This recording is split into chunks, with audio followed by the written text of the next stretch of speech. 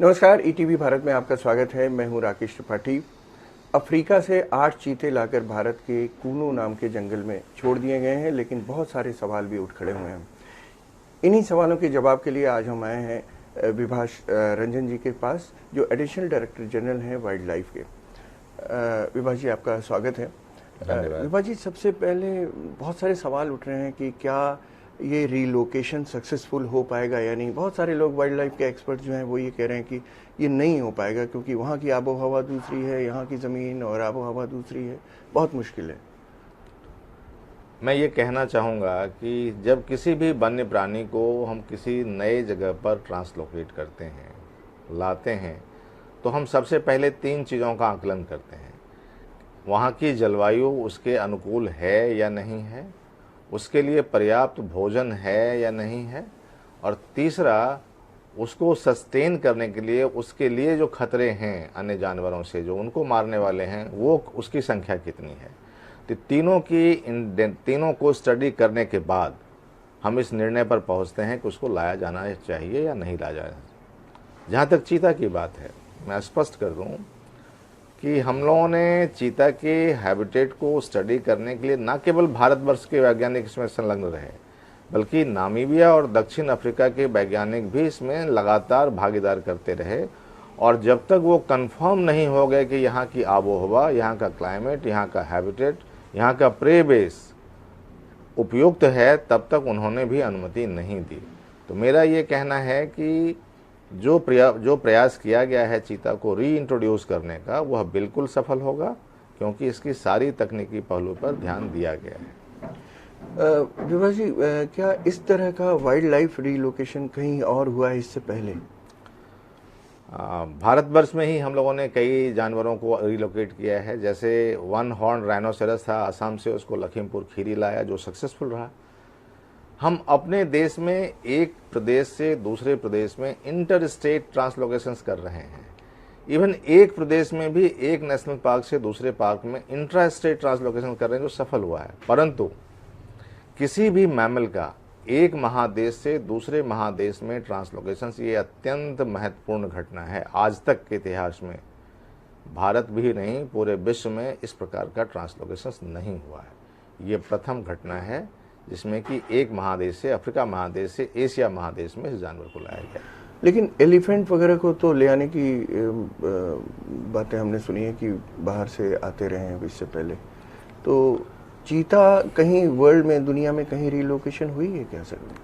Elephant भी एक महादेश से दूसरे महादेश में नहीं गया है। एक देश से दूसरे देश में गया है, लेकिन एक महादेश से दूसरे महादेश में नहीं गया है। चीता का ट्रांसलोकेशंस अंतरदेशीय, अपना एक महादेश से दो देशों के बीच में तो हो सकता है।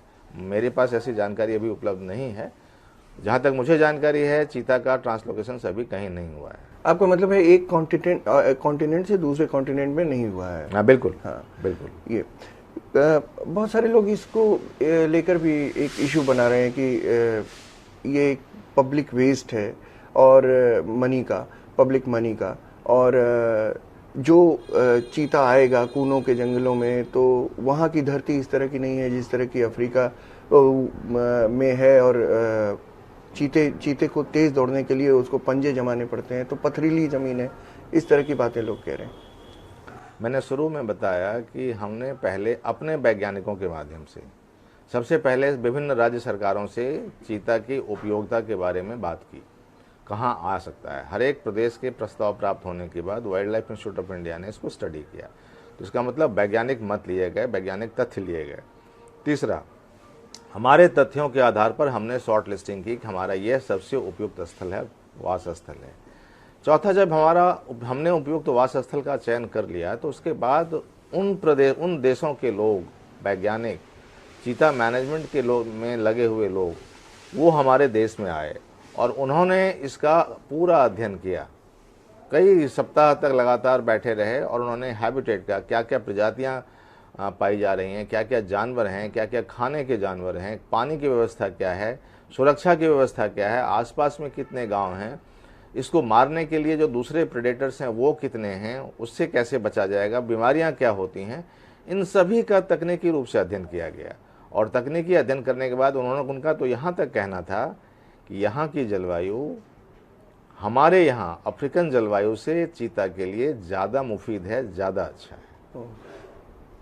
आपको मैं इन चीज़ों पर निगाह रखने के लिए आप वो भी एक व्यवस्था हुई होगी, वो क्या है? हमने कल चीता को छोटे वाड़े में छोड़ा है, जिसमें 30 दिन तक लगातार क्वारंटीन करेंगे। 30 दिन तक लगातार उस पर निगरानी रखेंगे। हम देखते रहेंगे कि क्या हो रहा है, क्या नहीं हो रहा है। हम इसके अनुश्रवण के लिए, मॉनिटरिंग के लिए कंटिन्यूअस व्यवस्था 24/7 की व्यवस्था है। शुरू के 30 दिन हम क्वारंटीन करेंगे, छोटे बाड़े में रखेंगे और उसको देखेंगे कि हम उसमें क्या बदलाव आ रहा है, हमारी मिट्टी को, हमारी आबोहवा को, हमारी जलवायु को स्वीकार कर रहा है, उसमें किस तरह के परिवर्तन आ रहे हैं, क्या स्ट्रेस से गुजर रहा है। तो वेटनेरियन एंड रिसर्चर्स दोनों के ग्रुप लगी हुई है और हर चीता पर एक ग्रुप बनी हुई है। 30 दिन क्वारंटीन पूरा होने के बाद हम इसको बड़े बाड़े में छोड़ेंगे, जो लगभग एक बाड़ा 2 स्क्वायर किलोमीटर का होगा। एक बाड़े में एक चीते रहेंगे। तो इसका मतलब है कि फिर हम उस 2 स्क्वायर किलोमीटर के बाड़े में उस पर निगरानी रखेंगे। चूंकि सभी चीता रेडियो कॉलर्ड है, तो हम निरंतर उस पर निगरानी रखना चाहते थे, क्योंकि उसके व्यवहार में, उसके खान पान में, उसके शिकार करने की हैबिट में क्या परिवर्तन है, क्या लक्षण दिख रहे हैं। क्योंकि अल्टीमेटली उसको जंगल में छोड़ेंगे तो उसको शिकार करने आना चाहिए। तो ये अत्यंत महत्वपूर्ण है। तो हम उस बारे में भी लगातार निरंतर निगरानी करेंगे कि वो शिकार करने लायक हुआ या नहीं हुआ। तो मैं कह सकता हूँ कि हम इस जानवर को निरंतर 24/7 तब तक निगरानी करेंगे जब तक कि वो शिकार करने योग्य ना हो जाए। तो अब शिकार की भी व्यवस्था करनी पड़ी होगी उसकी। तो बहुत महत्वपूर्ण सवाल है। हम किसी भी जंगल में किसी भी प्रेडेटर्स को देखते हैं तो उसका हम प्रे का डेंसिटी देखते हैं कि उसके खाने पीने के जो आहार के जो जानवर हैं वो कितने हैं, उसकी उपलब्धता कितनी है, उसके साइजेस क्या हैं, उसके आकार क्या हैं। तो इनका स्टडी पहले जब हैबिटेट को जानकारी लेने के लिए हमारे वैज्ञानिक गए थे तो उसमें प्रे बेस का एस्टिमेशंस भी किया गया था। और प्रे बेस के एस्टिमेशन और डेंसिटी के बाद हम लोगों ने ये पाया कि यहाँ प्रे बेस हमारे चीता के लिए उपयोगी है और अत्यधिक है। ये एक बात ये कही जाती है, ये कहते हैं कि चीता प्रोजेक्ट से जो डिग्रेडेड ग्रासलैंड रिस्टोर होगा, इसका क्या मतलब है? थोड़ा सा आम भाषा में अगर हमारे दर्शकों के लिए बताएं। ये अगर इस पूरे परियोजना को कहा जाए तो यह परियोजना इकोसिस्टम रेस्टोरेशंस का जीता जागता सबूत है। कहने का तात्पर्य है कि अगर हमारे पास एक जंगलों में फूड चेन बना हुआ है, हर जगह रहता है, हमारे घर में भी है कि हमारा आहार डिपेंडेंट करता है धान, चावल, रोटी पर, उसको फिर किसान पैदा करते हैं। एक तंत्र बना हुआ है। उसी तरह जंगलों में भी एक तंत्र बना हुआ है कि पहले छोटे जानवर होते हैं, छोटे जानवरों को थोड़े से बड़े जानवर खाते हैं, उसको फिर बड़े खाते हैं, फिर बड़े खाते हैं। तो यह जो जानवर चीता है ये सबसे बड़ा आहार तंत्र में है। तो सबसे नीचे वाला क्या आहार हुआ? घास का मैदान हुआ। तो जो डिग्रेडेड ग्रास लैंड है, यस, जब तक कि घास के मैदान नहीं होंगे, उसमें छोटे खरहे नहीं होंगे, उसमें हमारे छोटे बर्ड्स नहीं होंगे, उस बर्ड को खाने वाली छोटी बिल्ली होगी, उस छोटी बिल्ली को खाने के लिए थोड़ा सा और बड़ा शिकार होगा, बाज होगा, ईगल होंगे, फिर इसका आहार करने के लिए उसको खाने के लिए चीतल होंगे, ब्लैक बक होंगे। तो एक तंत्र बना हुआ है। तो इसीलिए कहते हैं ना कि जब तक अगर आपके किसी भी हैबिटेट में सबसे ऊपर का जानवर उपलब्ध है, इसका मतलब आपका तंत्र सुनिश्चित सुव्यवस्थित है। अगर ऊपर का है, इसका मतलब उसके आहार के लिए जानवर हैं। उसके आहार के लिए जानवर हैं, इसका मतलब उस जानवर का आहार के लिए ग्रासलैंड है। उस जानवर के ग्रासलैंड का मतलब है कि उसके लिए पर्याप्त पानी है, जल है। तो मेरा ये कहना है कि अगर किसी बिग कैट्स को या बिग प्रेडेटर्स को या टॉप प्रेडेटर्स को हम इस्टेब्लिश करते हैं तो इससे हमारा पूरा इकोसिस्टम इस्टेब्लिश होता है, रेस्टोर माना जाता है। इसी सिस्टम की, इकोसिस्टम की कल प्रधानमंत्री ने भी बात की, इकोलॉजी की, कि अगर ये होगा तो सब कुछ बैलेंस्ड होगा। बिल्कुल सही कहा आपने। ये भी खबरें थी कि खूब सारे इसके लिए चिंकारा लाए भी गए कि मतलब उनका आहार, मतलब शुरू में उनको परेशानी ना हो चीतों को। नहीं, हम उसको पकड़ के नहीं दे सकते। हाँ। हमारे पास उनको भी रिलोकेट करना पड़ा। कोनों के जंगलों में जो प्रे एस्टिमेशंस किया गया है, प्रे एस्टिमेशंस के आधार पर 17 वैरायटी के जानवर उनके खाने के लिए उपलब्ध हैं। अच्छा। इसलिए किसी बाहर से ट्रांसलोकेट करने की आवश्यकता नहीं है। उस प्रे एस्टिमेशंस के आधार पर ही हम लोगों ने निर्णय लिया है कि वहाँ इसको रखने के लिए अनुकूल वातावरण है। तो बाहर से ले आने की कोई ज़रूरत नहीं पड़ी? बिल्कुल आवश्यकता नहीं है। अच्छा, एक चीज़ और विभास जी जानना चाहता था कि अगले 2 साल का प्लान क्या है इसमें? मतलब जो ये तो लॉन्ग रन की बात है। आने वाले एक्चुअली जब तक कि हमारा यह पॉपुलेशन, जिसको मेटा पॉपुलेशन कहते हैं, चूँकि बाहर से हमने लाया है, स्थापित नहीं हो पाता है, ब्रीड नहीं करने लगता है, एक डिफरेंट इकोसिस्टम में फैल नहीं जाता है, तब तक हम इसको कहते हैं ये स्थापित पॉपुलेशन नहीं हुआ। तो हमने जो आकलन किया है कि हम चीता को 40 से 45 चीता अगले 5 सालों में लाएंगे, और इन 5 सालों में देखेंगे कि इसमें प्रजनन क्षमता क्या है, बच्चे कितने पैदा हुए हैं और वो जीवित कितने रहे हैं। हो सकता है कुछ चांसेस हो सकते हैं कि कभी कोई और जानवर उसको मार दे, परंतु जब तक कि इसका पॉपुलेशन वायबल नहीं होगा तब तक हम इसको कंटिन्यू करेंगे। प्रथम चीज। द्वितीय, अगर हमारे पास दोनों स्थिति बनती है, अगर हमारे पास मेटा पॉपुलेशन वायबल हो गया तो इन चीता को हम बड़े मैदान में छोड़ेंगे, और बड़ा मैदान का मतलब है कि हमारे पास कूनो पालपुर नेशनल पार्क में 748 स्क्वायर किलोमीटर का क्षेत्र है जहां ये विचरण करेगा। मान लें कि उससे भी बड़ा अगर हमारा पॉपुलेशन हो गया, 748 स्क्वायर किलोमीटर से भी बड़ा हो गया, तो हमारे पास उसी से लगा हुआ और वन क्षेत्र है जो लगभग 5000 वर्ग किलोमीटर का है, तो जहां ये चीता स्वच्छंद रूप से विचरण कर पाएंगे। तो भविष्य की सारी परिकल्पनाओं को ध्यान में रखते हुए इन चीता परियोजना को वहां मूर्त रूप दिया गया है।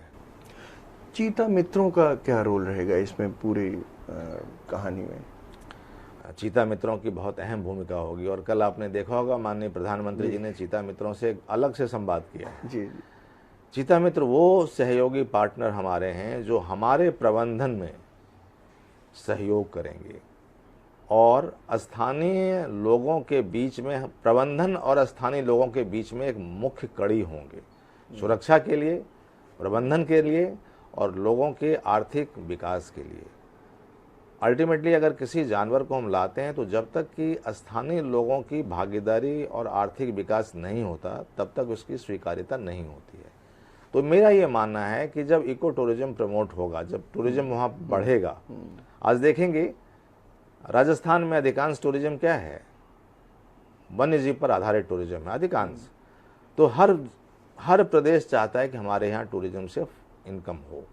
तो चीता मध्य प्रदेश के लिए टूरिस्ट अट्रैक्शंस का बहुत बड़ा केंद्र बनने जा रहा है आने वाले समय में। तो स्थानीय लोगों की भागीदारी और प्रबंध तंत्र को दुरुस्त करना, इन दोनों के बीच चीता मित्रों का रोल मैं देखता हूँ। भारत के किसी और इलाके में भी इस तरह का रिलोकेशन आपने सोचा है? फिलहाल जब तक कि हमारे पॉपुलेशन यहाँ एस्टैब्लिश नहीं कर जाएंगे तब तक हम अभी इसके बारे में विचार चलता रहेगा, लेकिन अभी कोई निर्णय नहीं लिया जाएगा। विभास जी, एक और आखिरी सवाल है, ये इसमें इसके खतरे क्या है, इस बारे में भी जब आपने प्लान किया होगा तो जो चीते लाए गए हैं इनको क्या खतरे हो सकते हैं यहाँ नई जगह आने पर, इस पर भी सोचा गया होगा? जी हाँ, हमारे पास इसके बहुत वैज्ञानिक तथ्य भी उपलब्ध हैं कि इनके खतरे क्या हो सकते हैं। एक, बहुत लगभग 70, 72, 75 साल के बाद इनको रीइंट्रोड्यूस किया है। इसके सहयोगी जानवर लेपर्ड, तेंदुआ जिसको हम कहते हैं भाषा में, वो भी इस जंगल में है। तेंदुआ से इसको खतरा होता है, परंतु इस जोन को तेंदुआ फ्री जोन किया गया है। पहली बात। दूसरी बात, इसका आहार छोटे छोटे जानवर होते हैं, जो जंगली कुत्ते आसपास में, वह भी इनके लिए खतरनाक हो सकते हैं। तीसरा, जो आसपास के मवेशी हैं, जंगल के किनारे में गांव में रहने वाले मवेशी, जो उनको बीमारियां होती हैं, उन बीमारियों का इस जानवर में फैलने का एक डर है। तो हम लोगों ने पिछले 1 वर्ष में ही आसपास के सारे जो जंगली कुत्ते हैं उनकी नसबंदी कर दी गई है और उनको वैक्सीनेट कर दिया गया है। प्रथम, जो जानवर हैं, जो मवेशी हैं, मवेशियों का भी वैक्सीनेशन पूरा हो गया ताकि किसी भी प्रकार की बीमारी का फैलाव जंगली जीवों में ना हो सके। और हमने बताया पहले कि इस क्षेत्र को लेपर्ड फ्री किया गया है। पॉसिबिलिटी है कि बीच में लेपर्ड आ सकते हैं, लेकिन लगातार मॉनिटरिंग के कारण, हम लगातार मॉनिटरिंग करेंगे और कर भी रहे हैं, तो उसके कारण इस तरह के खतरों को दूर किया जा सकता है और दूर किया जाएगा। यानी हम ये कह सकते हैं कि दुनिया भर में ये पहली बार एक महाद्वीप से दूसरे महाद्वीप की ओर अगर कोई रिलोकेशन हुआ है तो ये पहली घटना है। ये पहली घटना है और पूरा विश्व इसको देख रहा है, इस नज़र से देख रहा है कि क्या भारत इसको सफलतापूर्वक पूरा करेगा। मैं कह सकता हूँ कि हमारे जीन में, हमारे कल्चर में, हमारे इथोस में जानवरों के प्रति, प्राकृतिक संसाधनों के प्रति, नदियों के प्रति, पहाड़ों के प्रति, वृक्षों के प्रति जो प्रेम है, श्रद्धा है, पूछते हैं हम उनको। तो ये जानवर भी, अथर्ववेद में इनका उल्लेख है चीता का। तो इसका मतलब हमारे पौराणिक ग्रंथों में भी इसका उल्लेख का स्पष्ट मतलब है कि हम इन जानवरों से पहले से रूबरू परिचित हैं और आने वाला कल चीता के लिए स्वर्णिम होगा। विश्व पटल पर भारत का एक अलग छवि रहेगी कि ये किसी भी प्रकार के अपने खोए हुए किसी भी बायोसिस्टम को या बायोडाइवर्सिटी को अपने यहाँ लाके ये जिंदा जीवित रख के बहाल कर सकता है, विकसित कर सकता है। बहुत बहुत शुक्रिया। धन्यवाद।